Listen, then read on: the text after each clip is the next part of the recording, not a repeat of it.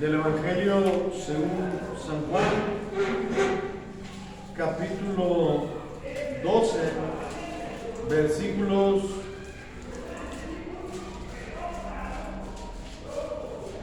21 en adelante. Capítulo 12, versículos 21 en adelante.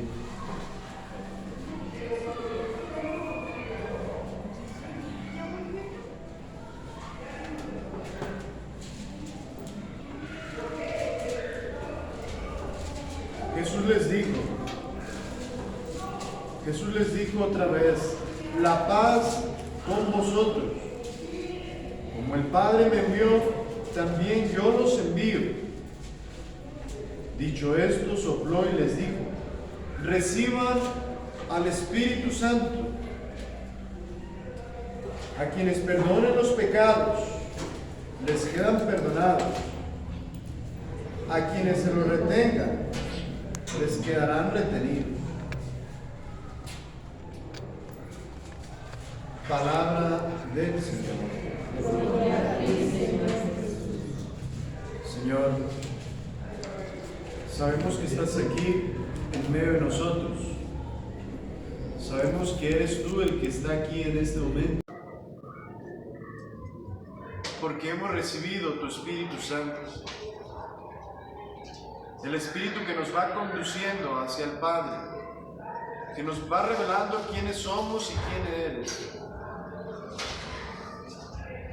Te pedimos hoy, en esta noche, que envíes tu Santo Espíritu para renovar nuestros corazones, para renovar nuestras mentes. Te pedimos hoy que renueves, que recrees de nuevo nuestro ser, nuestra persona. Gracias por haberte quedado con nosotros a través del Espíritu Santo.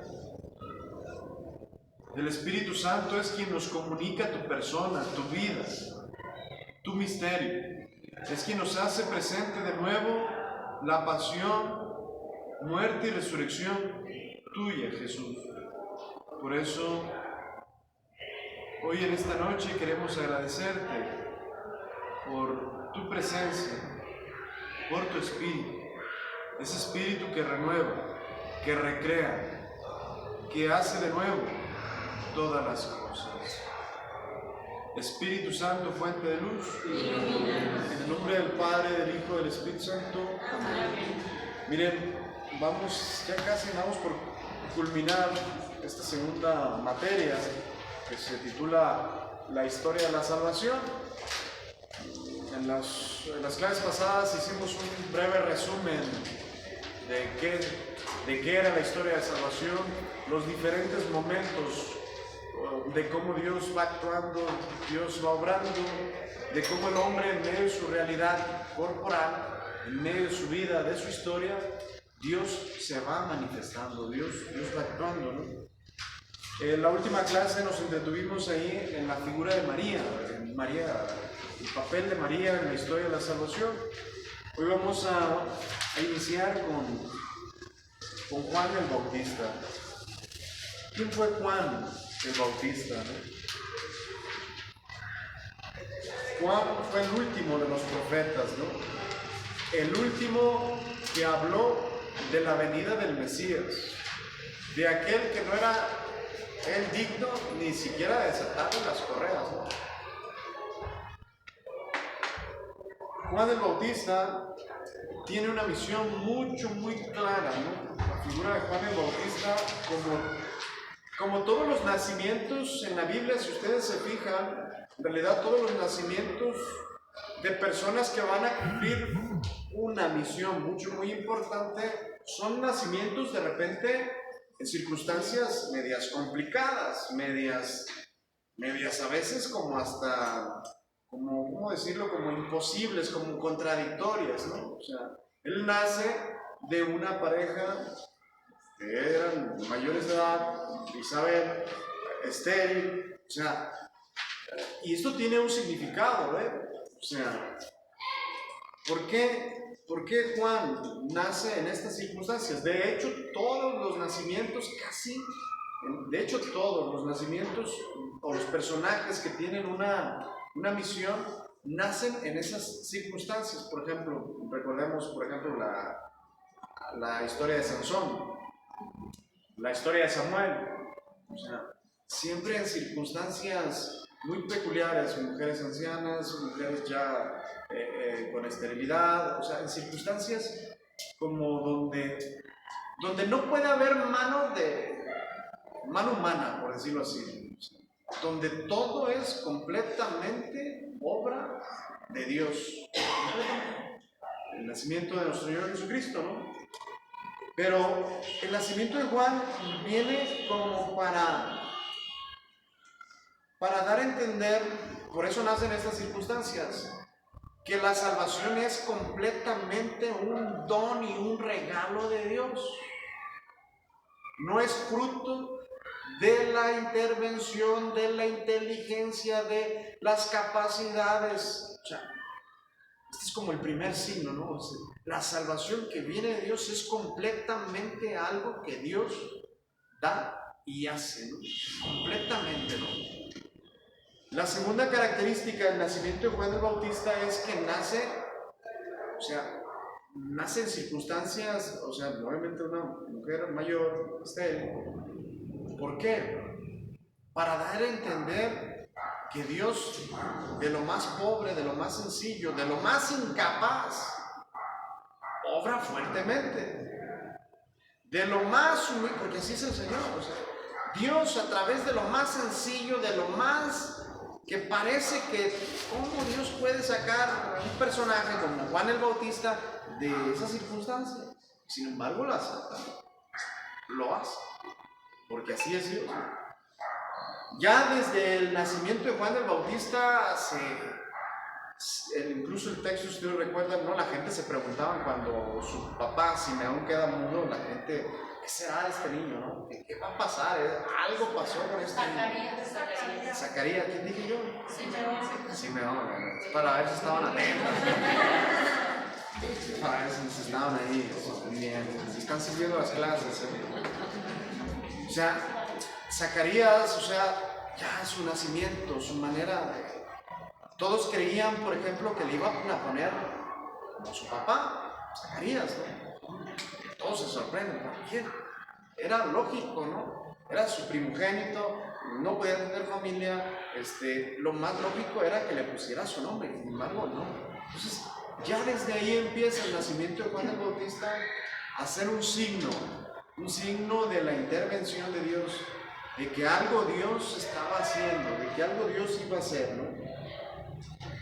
La venida de Jesús a este mundo fue preparada por Dios a través de todo el Antiguo Testamento, pero como la última cereza del pastel o el último signo previo ya a la manifestación de Jesús fue Juan el Bautista, ¿no? O sea, la venida de Jesús al mundo no podía pasar desapercibida. Por la trascendencia del acontecimiento, Dios preparó la venida del Salvador al mundo y mandó a Juan el Bautista para dar testimonio. Por eso los signos también fuertes en Juan el Bautista, ¿no? O sea, Juan el Bautista era un signo fuerte de que algo estaba anunciando. Todos creían que él era muchos creían que él era el Mesías y él lo aclaraba diciendo, no lo soy. O sea, Juan el Bautista ya generaba un signo fuerte de que algo, si algunos lo consideraban como el Mesías, ¿no? Pero él decía, no lo soy. O sea, él ya su persona ya era un signo. De hecho, hasta Herodes tenía cierta curiosidad, ¿no? Le caía bien, le agradaba escucharlo, ¿no? O sea, Juan el Bautista ya era un signo de la presencia, de que algo estaba por venir, de que algo estaba sucediendo, ¿no? Y la gente se sorprendía ya desde un principio con esto que pasó con Zacarías, ¿no? No le ponen su nombre. Juan el Bautista pudiera haber dicho, yo soy el Mesías, o yo soy, o sea, no. Caray, entonces eso comienza pues a ser un signo fuerte de que algo viene, ¿no? Y luego la misión de Juan consistía en preparar los corazones, es decir, invitando a la gente a la conversión. Arrepiéntanse, ¿no? Arrepiéntanse, arrepiéntanse. O sea, la conversión, el cambio. ¿Por qué Juan el Bautista mencionaba esta parte de la conversión? ¿Por qué? Porque estaba por venir, por manifestarse el Salvador del mundo, el Mesías, ¿no? Por eso Juan el Bautista constantemente decía, arrepiéntense, arrepiéntense. Y de hecho el bautismo que Juan realiza, tiene este signo, este significado de arrepentimiento, de conversión, de hacer un signo de preparación para la manifestación de Jesús, ¿no? Era preparar los corazones, invitando a la gente a bautizarse con agua como signo de arrepentimiento de sus faltas, para que recibieran con Jesús el bautismo del Espíritu Santo. De hecho, Juan habla, fíjense, Juan ya intuye, de hecho Juan ya sabe que el bautismo que él realiza, de hecho lo dice, no sé si recuerdan, de hecho ahí creo que está Juan, está la cita, creo que es esa, si alguien nos puede ayudar, la cita que está ahí en el primer párrafo.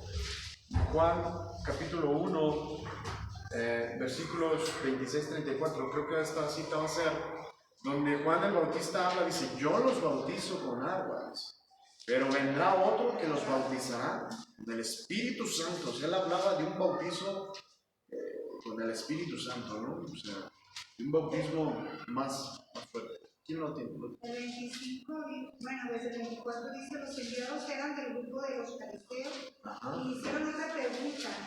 ¿Por qué los bautizas entonces si no eres el Mesías, ni Elías, ni el profeta? Les contestó Juan, yo los bautizo con agua, pero en medio de ustedes hay uno a quien ustedes no conocen, y aún viene detrás de mí. Yo no soy digno de soltarle la correa de sus sandalias. Exactamente. Juan era un signo fuerte de lo que Dios estaba manifestando, ¿no? O sea, ya en Juan se manifestaba que algo estaba sucediendo, que algo estaba por venir.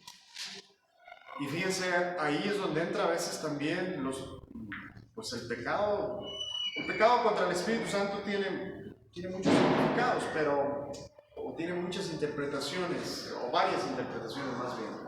Pero el pecado contra el Espíritu Santo es rechazar algo que es obvio, que es evidente, ¿sabes? A Dios. O sea, Juan era un signo fuerte de la presencia de Dios. Juan ya estaba manifestando que lo que venía, quien venía era el Mesías, ¿no? O sea, era un signo fuerte, ¿no? ¿Se dice que es la reencarnación de Elías? ¿Quién? Por la pregunta que hacen los pastores de la vida de Jesús. ¿Que Juan fue la reencarnación de Elías? ¿Elías es el pastor? No. De hecho, yo he escuchado mucho eso entre los católicos, ¿eh? No. Por eso dice No, papas. Digo, para. Los maestros de la ley le preguntan a Jesús que. De hecho, a Jesús también le preguntaban si era Elías, ¿no? Porque a Elías fue arrebatado, ¿no? ¿Fue Elías o fue? Sí, No fue Elías. Sí, fue Elías. Fue arrebatado y se creía que iba a volver, ¿no? Por eso a Jesús también creían que a lo mejor era Elías. Pero no sé si también Juan, eso sí no lo sé. Bueno, es una predicción de Elías que dice que vendría a proclamar la venida del Salvador. Es que aquí dice, ¿por qué bautizas entonces si no eres el Mesías, ni Elías, ni el profeta? Dice que los fariseos le preguntaron eso, que por qué bautizaban si no era el Mesías, ni Elías, ni el profeta. Pero la pregunta no se la hicieron a Jesús. Jesús dio una respuesta distinta. Dijo, algunos de ustedes estuvo con ustedes y nunca le hicieron caso. En relación con Elías. Sí. Obviamente había la creencia de que Elías se manifestaría, pues hablar así propiamente de reencarnación en la cultura judía no es algo que era propiamente de la cultura judía. De hecho, ese término es oriental, viene de acá de los chinos y de Japón y de la cultura esa. Pero se creía, sí se creía, porque de hecho a Jesús también de hecho, cuando está muriendo Jesús, también hay el texto que dice, está llamando a Elías, ¿no? Había como esa creencia de que Elías volvería y que se manifestaría. Y yo creo que también por eso también lo cuestionan de por qué, o sea, ¿por qué bautizas si tú no eres Elías, no eres el Mesías, ¿no? De hecho, no sé si más abajo viene una respuesta que da, más abajo dice, no me acuerdo si quería ver. No, es que estaba meditando porque dice que le estaba comentando Jesús a los apóstoles y les estaba diciendo, de hecho, Elías ya vino, o sea, ellos decían, reconocieron o pensaron que el espíritu de Elías estaba en Juan el Bautista. Por eso dicen que si era Elías o que si es Juan es Elías, pero dice Jesús mismo les contesta. Elías ya vino, y los apóstoles reconocen que se está refiriendo a Juan, que viene con el espíritu de Elías. De hecho, Jesús también se refiere y aclara quién es Juan. No recuerdo cuál es el pasaje, pero Jesús habla de quién es Juan. La figura de Juan el Bautista precisamente es un signo fuerte de lo que está por venir. Juan en realidad es el último de los profetas, el último que vino y habló de Jesús. Pues aquí en el versículo 21 dice, bueno, más bien desde el 20 dice, Juan declaró y no lo ocultó la verdad y declaró, yo no soy el Mesías. Le preguntaron, ¿quién eres? Entonces, Elías contestó, no lo soy. Le dijeron, ¿eres el profeta? Contestó, no. No sé si él de ahí dice, o es Jesús, dice, yo soy la caña, o el que habla en el desierto, la voz que habla en el desierto. La voz que grita en el desierto. Sí, aquí dice en el 23, Juan contestó, yo soy, como dijo el profeta Isaías, la voz que grita en el desierto, enderecen el camino del Señor. O sea, Juan entendió que no era Elías, que no era el Mesías, que no era... O sea, Juan tenía... Ni siquiera profeta. Exactamente. Pero es considerado dentro de la tradición como el último de los profetas. Pero Juan, fíjense la humildad de Juan, ¿eh? ¿Sí? O sea, la humildad de Juan para ni siquiera decir soy un profeta, ¿sabes? Soy la voz que clama en el desierto. Pues. De hecho, él dice también, yo no soy digno ni siquiera de desatarle las cosas. O sea, él sabía la magnitud de quién era Jesús, ¿eh? Sabía perfectamente. Porque obviamente estaba lleno del Espíritu Santo y el Espíritu Santo le hacía percibir, le hacía saber quién era él y quién era Jesús. De hecho, en otro texto bíblico habla que Juan es el hombre como más santo, más perfecto, que jamás un vientre había engendrado. Lo más perfecto, claro, antes de Jesús, sí. Es Juan. Sí. Jesús dijo que no había habido un hombre. Ah, cierto. Como Juan el Bautista, ¿no? Como Juan el Bautista. Yo creo que, o sea, la figura de Juan el Bautista dentro de la tradición obviamente es importante. Es importante. Y fue obviamente un instrumento o un signo pues poderoso, fuerte de la presencia porque su misión era eso, preparar el camino a Jesús, ¿no? Todos deberíamos de ser Juanes. La figura de Juan tiene es en Lucas 1:17, ajá, menciona eso. Ah, ok, a ver, ¿puedes leer? Dice, él mismo abrirá el camino al Señor con el espíritu y el poder del profeta Elías. Reconciliará a padres e hijos y llevará a los rebeldes a la sabiduría de los buenos. De este modo preparará al Señor un pueblo bien dispuesto. Palabra de Dios. O sea, era una comparación como que tenía el mismo poder, pero no era en sí el espíritu. Pues yo sí lo interpreto de que era de preparar el camino a nuestro Señor Jesucristo, porque el profeta Elías habla de todas las profecías pues, de la venida del Mesías, ¿verdad? ¿verdad? Dice que tenía el mismo espíritu, no que fuera Dios. Ajá, exactamente.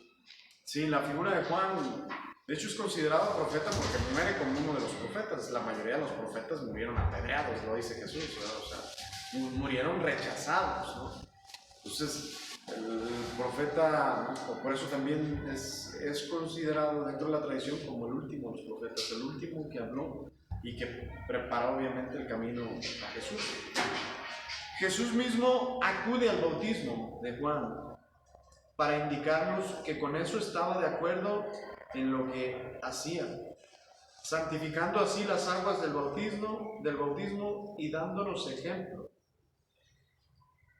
El mismo Jesús al bautizarse reconoce lo que estaba haciendo Juan. Reconoce que lo que estaba haciendo Juan no lo había hecho por cuenta propia, que no había sido un invento loco de una persona que simplemente se le ocurrió decir, hey, yo soy la voz, o sea, no. El hecho de que Jesús se bautice, una de lo que significa es precisamente que confirma que ese hombre que estaba ahí predicando venía de parte de Dios, iba de parte de Dios, estaba hablando de parte de Dios, ¿no? Más dentro de las interpretaciones también que se dan, o que lo que sucede en el bautismo, pues también es el primer signo de la solidaridad de Dios con el género humano. Jesús, sin ser un pecador, se forma en la fila de los pecadores, fíjate. O sea, sin ser un pecador, sin haber cometido pecado, que no necesitaba convertirse, es tanta la humildad de Jesús y es tanta la solidaridad de Jesús que se abaja, se pone al nivel de nosotros, ¿sabes? O sea, Él siendo Dios, Él siendo inocente, Él siendo inmaculado, se pone al nivel de nosotros, ¿no? O sea, Él permite que sea bautizado por Juan. De hecho, Juan, un principio como que no lo acepta bien, obedece, porque Juan sabe que lo que le está pidiendo no es... Juan sabe quién es Jesús y sabe claramente que lo que le está pidiendo había que hacerlo, ¿sabes? Era Jesús. Entonces, significa también, porque ahí se da también la primera manifestación de la Trinidad, ¿no? O sea, este es mi Hijo muy amado, ¿no? Escúchenlo. Y dice el texto que desciende el Espíritu como en forma de paloma y se posa sobre Jesús. O sea, en el bautismo de Jesús se manifiesta la identidad de Jesús. Ahí se manifiesta quién es Jesús. Jesús es el Hijo de Dios. Y es en el bautismo donde se manifiesta esta filiación de Jesús con Dios como Padre, ¿no? O sea, ahí Jesús experimentó, obviamente, la conciencia de Jesús, lo vamos a ver más adelante. La conciencia de Jesús de ser Hijo de Dios fue algo que también fue desarrollando progresivamente porque era humano, ¿no? No fue cosa que lo tenía todo claro, sí, yo soy el Hijo de Dios, yo esto, o sea, no. Llevó un proceso como todo ser humano.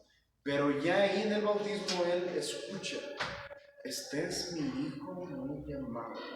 Él escucha que es el Hijo amado de Dios. Y ahí empieza digamos que se descubre Él en su identidad como Hijo de Dios. Obviamente nunca dejó de serlo, pero como ser humano que era, fue descubriendo esa realidad de la cual Él era. Hay que aceptar también nosotros el bautismo de Juan, es decir, arrepentirnos para preparar así el camino del Mesías en nuestras vidas. Miren, el signo del arrepentimiento era un signo importantísimo, de hecho lo sigue siendo. No podemos vivir nosotros sin arrepentimiento, sin conversión, sin esa actitud de reconocer nuestros pecados, nuestra fragilidad. No podemos, es algo importante, porque lo predicó Juan el Bautista, pero lo predicó porque es algo necesario, importante para poder reconocer a Jesús. Tiene que haber un arrepentimiento, una conversión. No se puede reconocer a Jesús sin un arrepentimiento. Por eso Juan el Bautista insiste, para que tú puedas conocer al Mesías tiene que haber una conversión. La palabra conversión en griego, ¿alguien se acuerda? Que significa metanoia, es decir, cambio de mentalidad. Para poder percibir la presencia de Jesús es necesario tener un cambio de mentalidad. Si no había un cambio de mentalidad, un arrepentimiento, no podían ver a Jesús, que fue el problema de los fariseos y de la gente de su tiempo, que como estaban con esa mentalidad, la idea que tenían del Mesías, sus estructuras, su pensamiento, no los dejaban a ellos descubrir el Mesías. Por eso Juan el Bautista insiste tanto en el arrepentimiento, ¿no? Porque ya está cerca el reino de los cielos. Se manifiesta Jesús. Jesús comprende, fíjense, Jesús comprende en la página 39. Jesús comprende que ha iniciado la hora de manifestarse cuando Juan es apresado y se le notifica a Jesús que Juan ya cumplió su misión. Cuando es asesinado, Jesús comprende que es el momento de manifestarse a la vida pública, de hablar abierta y claramente del reino de Dios, de hablar y claramente de la conversión, de quién era, de quién es Dios. Había la necesidad. Jesús vino y predicó, se manifiesta como el Mesías y empieza a hablar. Y lo que conocemos de Jesús a través de los evangelios, pues es un poco de lo que Jesús hizo, ¿no? Pero ya hay un signo. Por eso, fíjense una cosa, en el Evangelio de San Juan dice algo interesante, dice el que no, lo escuchamos la semana pasada, el que no crea ya está condenado, ¿sabes? O sea, la condenación consiste, realmente esto de la condenación pues no se refiere solamente a la condenación eterna, sino que, ¿sabes qué? En este mundo, el ser humano ya no puede decir, Dios no se manifestó, porque en Jesús Dios ya se manifestó. Ya hay un signo fuerte de la manifestación de Dios en Jesús. Es Jesús el que ya está en medio de la gente, en medio del pueblo, como un signo fuerte. Por eso quien no cree en Jesús o rechaza a Jesús, es fuerte, ¿eh? Es fuerte. Es fuerte.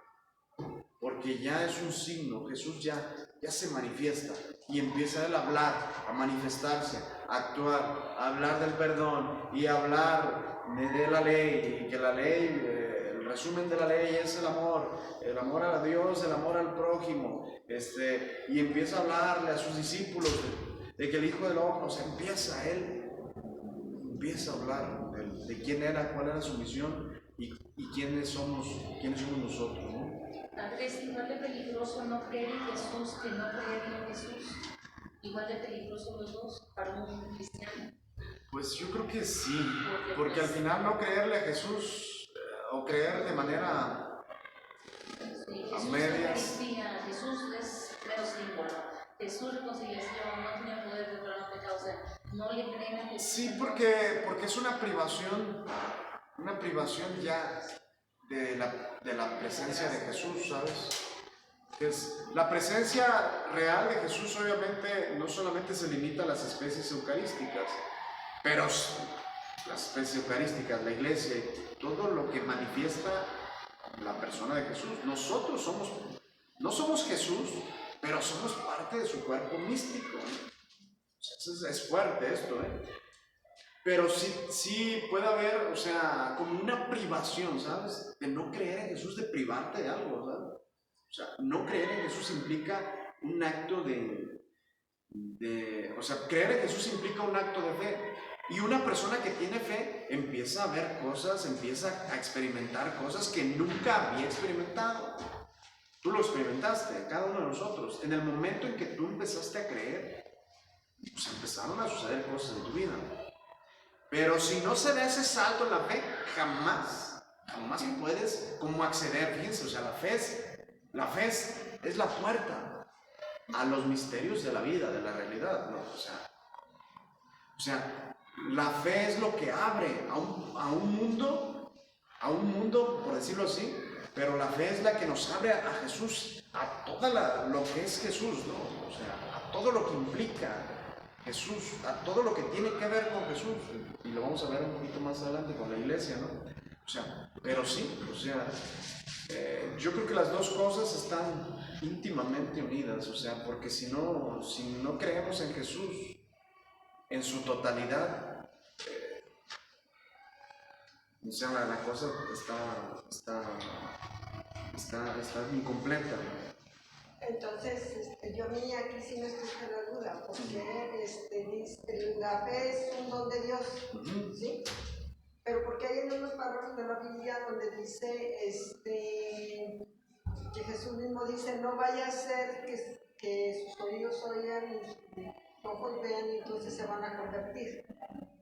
Entonces ahí los están imitando también o cómo está en el asunto. A ver. Hay un párrafo en donde dice, no sé exactamente en cuál, que dice que, o sea, no sé cómo explicarlo porque no he visto bien, pero sí me llega a la mente que dice, Jesús les dice a sus apóstoles, no vaya a ser que sus oídos oigan y sus ojos vean y se puedan convertir. Sería bueno como ver exactamente qué es, cuál texto es, a ver si alguien tiene el modo. ¿Quién me apoya? ¿Quién me ayuda? Porque si hay un pasaje la fe, que dice... La fe, pues sí, a lo mejor sí, pero la fe es un don de Dios, pero también implica una respuesta humana. Pero yo siento como ahí como Mateo que dice, 13:15. ya lo explicamos más. A ver, busca Mateo 13:15. Y porque no queremos fallas después Sí. con los testigos de Jehová que nos agarren. ¿Mateo qué? 13:15. Vaya a ser que los hermanos acá dicen, la Biblia.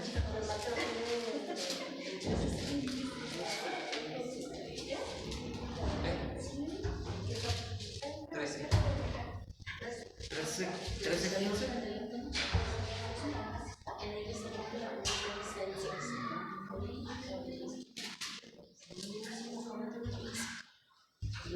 Bueno, lo que dice ella sí es en el 15, pero desde el 13 es como que se... Ajá. Yo aquí lo tengo, dice, porque el corazón de este pueblo se ha engrosado y con los oídos oyen pesadamente y han cerrado sus ojos, para que no vean con los ojos y oigan con los oídos y con el corazón entiendan y se conviertan y yo los sane. Pero, bueno, no sé si se refiere a que Jesús se refiere a que la idea que usted dice es... Déjeme digo. Okay. Dice, este versículo es parte de la explicación que Jesús da sobre por qué habla en parábolas. Está citando una profecía de Isaías 6, del 9 al 10, mostrando cómo el pueblo ha endurecido su corazón y no quiere entender el mensaje de Dios, aunque lo escuche y lo vea. Se refiere precisamente al endurecimiento.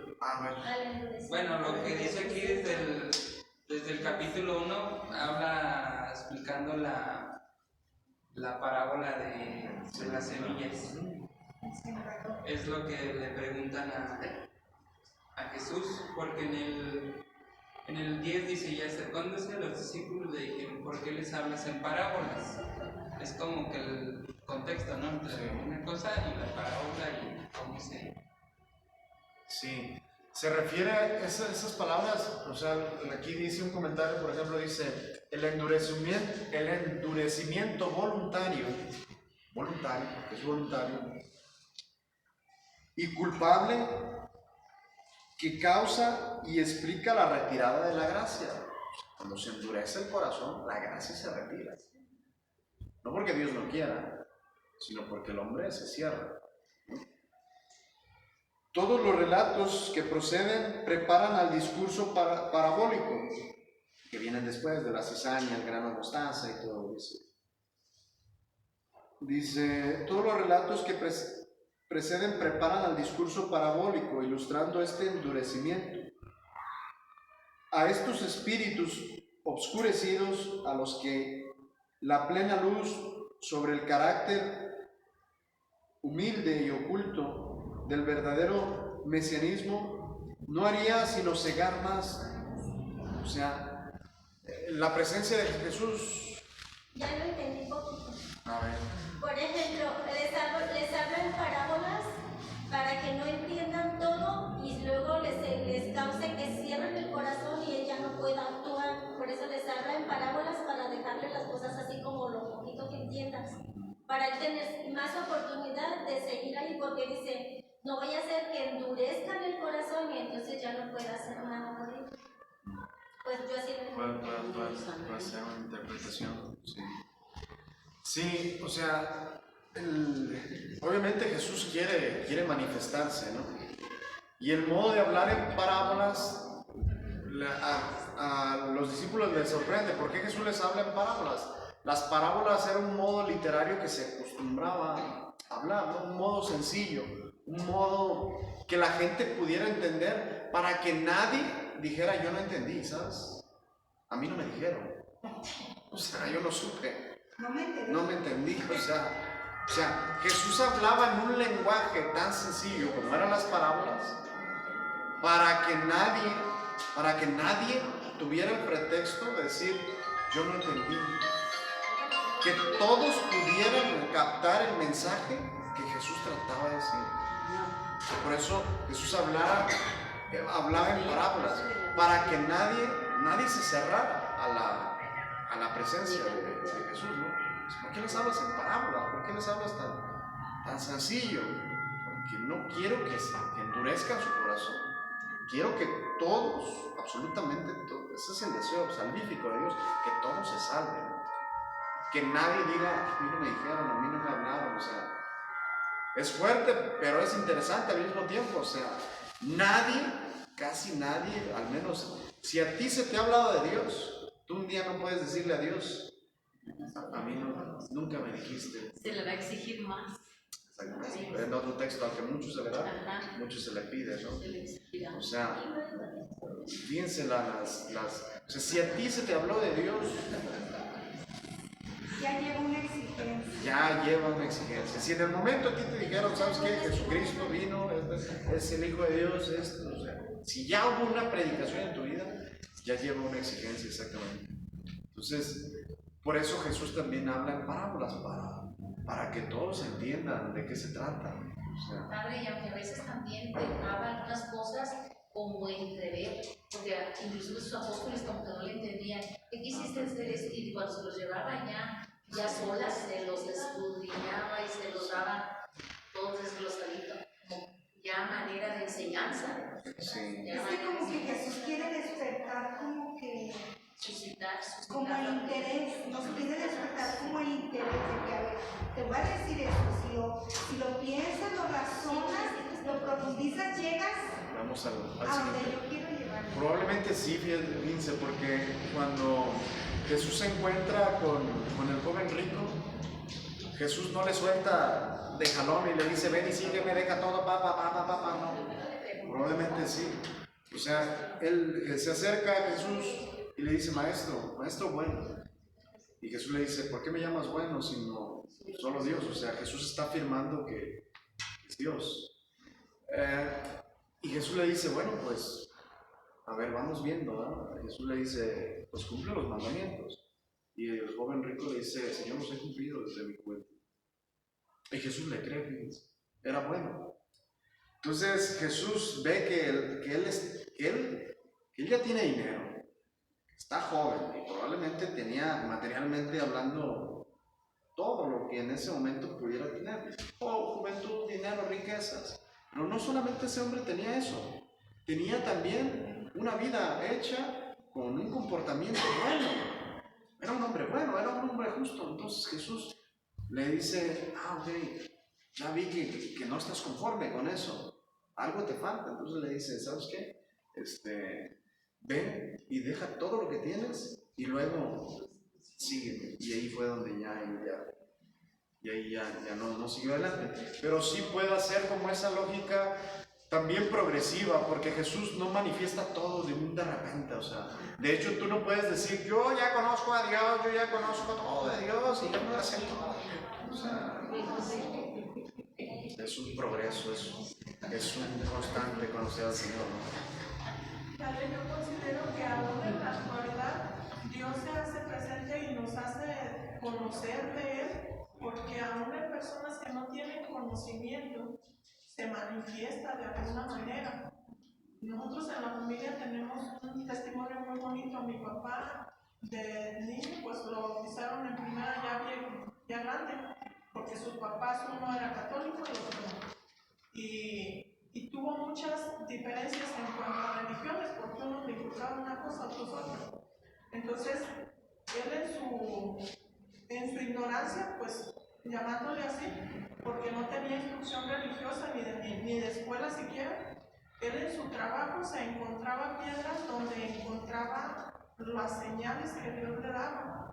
Y en un momento se encontró una piedra donde él descubrió que era la Santísima Trinidad. Y él en donde quiera ve a la Santísima Trinidad de muchas maneras, ya sea en las plantas, ya sea en lo que él trabaja, ahí lo ve.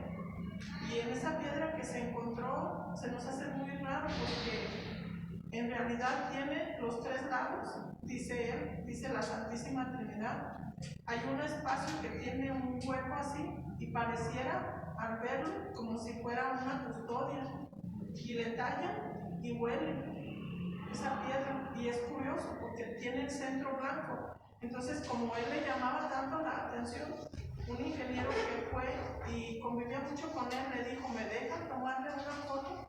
Y al tomar la foto ve una hostia adentro de lo que se ve el corazón en esa piedra.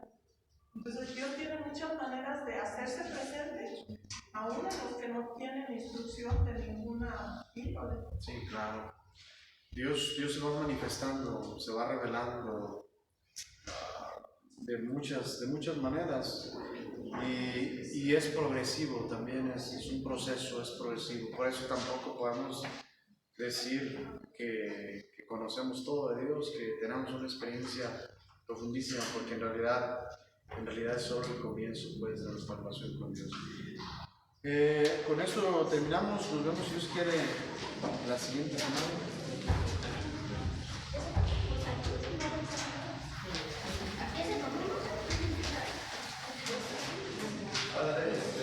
Puedo por último nada más, si quieren, nada más despejar la duda de eso de la reencarnación de Elías y eso.